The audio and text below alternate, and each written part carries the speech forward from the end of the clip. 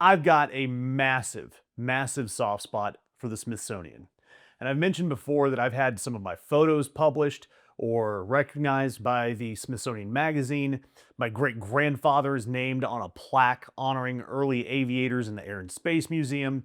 And my favorite activity in DC is to do speed runs through the museums before I have to catch a flight. So when the White House Domestic Policy Council, not historians, not curators, a political messaging shop run by a former Trump speechwriter, releases a 162-page report accusing the National Museum of American History of, quote, extreme political activism, I get more than a little pissed off. And what was this activism?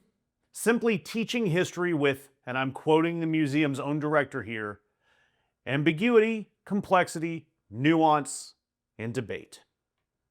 And a government report saying that complexity, nuance, and debate are extreme. That's what we're talking about. And we're talking about that at a museum whose entire job is to explain history with complexity and nuance and encourage debate, where we see the good, the bad, and the ugly up close and personal. And this alleged report says that the Smithsonian, quote, cannot be trusted to tell America's story honestly. Meanwhile, a Smithsonian spokesperson responded correctly that the institution has spent over 180 years doing nonpartisan scholarship and will keep doing it. What a bold strategy, answering a political attack with facts. And look, the fight, it kicked off last year when Trump went on Truth Social and called the museums out of control and complained specifically that they spend too much time on, quote, how bad slavery was, and not enough time on success and brightness. And I don't even have to editorialize that. He's saying they spend too much time on, quote, how bad slavery was, and not enough time on success and brightness. Give me a break. Jesus, sorry, Donald, that the scar on our nation's history where we treated actual human beings like livestock, I'm sorry it bums you out. Good Lord.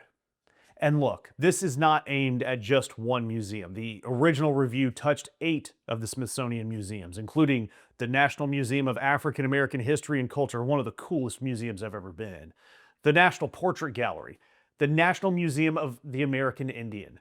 You know, museums where marginalized people are spotlighted because, well, we marginalized them. And the instruction to all these museums was basically swap anything that's divisive and replace it with something unifying, which is a fun way of saying, hey, look, replace any of the truth with more comfortable things. And look, leave me a comment. What is a piece of American history that you actually wish got more attention in a museum, not less? What piece of American history is not talked about enough? And I actually think it is the plight of the indigenous or Native Americans that we've had here in this country. I still think that we do them a tremendous injustice. But this is not the first time that the Smithsonian has had controversies like this over its 180-year history. Back in 1995, the National Air and Space Museum had planned an exhibit around the Enola Gay, no relation, that included real context about the human cost of the atomic bombings.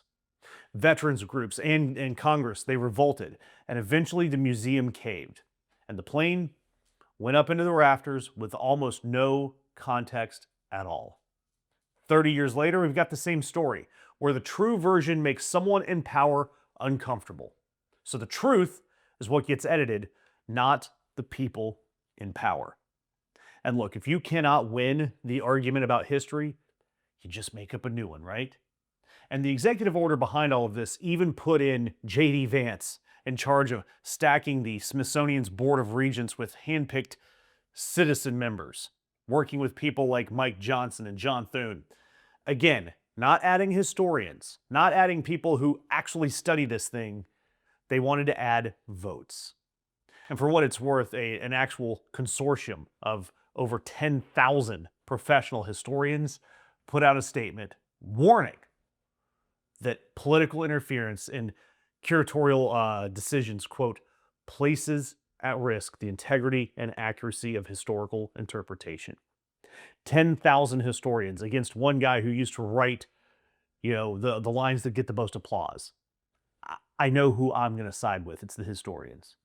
And look, the whole premise of a museum, especially the Smithsonian, is that stories, especially historical stories, have more than one chapter.